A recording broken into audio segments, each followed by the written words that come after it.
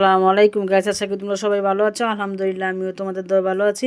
প্রতিদিনের মতন আজকেও আসছি তোমাদের মাঝে রান্নার ভিডিও নিয়ে। আজকে গরুর মাংস রান্না করব আজকেও। তো দেখো এখানে আমি 3 কেজি গরুর মাংস নিয়েছি। 4 চামচ না 5 চামচ দিয়েছি হলুদের ফাঁকি, 5 চামচ দিয়েছি মরিচের ফাঁকি, পরিমাণ মতন লবণ, পরিমাণ মতন আদা রসুনের পেস্ট, পেঁয়াজ দিয়ে দিয়েছি। এখানে দেখো জিরা বাটা দিয়েছি, এলাচ আলতা সাদা সব দিয়ে তেল দিয়ে দিয়েছি, দিয়ে হাতে ভালো করে মেখে নিব।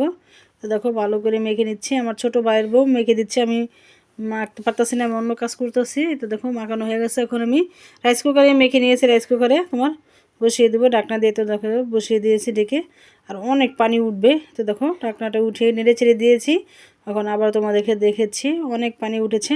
আমি এখন দিয়ে দিচ্ছি কয়েকটা কাঁচামরিচ, তারপর পাতিলে নামিয়ে নিব। তোমার পাতিলে নামিয়ে ভালো করে কষিয়ে নিব আলু দিয়ে। এতে দেখো একটু নেড়ে চেড়ে দিয়ে তোমাদেরকে আবারও দেখিয়ে দিয়েছি।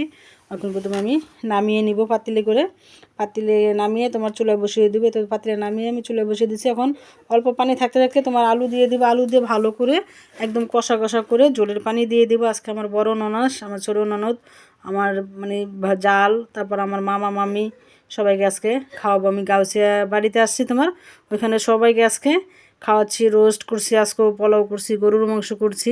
তাই আজকে গরুর মাংসটা তোমাদেরকে সাথে শেয়ার করতে আসি আর বয়স দিতেছি।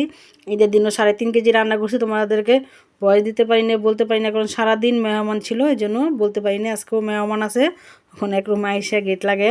তোমার তো দেখো বয়স দিয়ে দিচ্ছি। তো দেখো কথা বলতে বলতে তোমার রান্না হয়ে গেছে। আমি জিরার ফাঁকি দিয়ে নামিয়ে নিয়েছি। এই তো দেখো মাশাআল্লাহ কালারটা অনেক সুন্দর হয়েছে, আর খেতেও খুবই খুবই ইয়ামি হয়েছে। তোমরা এভাবে রান্না করে খেয়ে দেখো, ইনশাআল্লাহ মুখে লেগে থাকবে। এতে দেখো আমার রান্না হয়ে গেছে।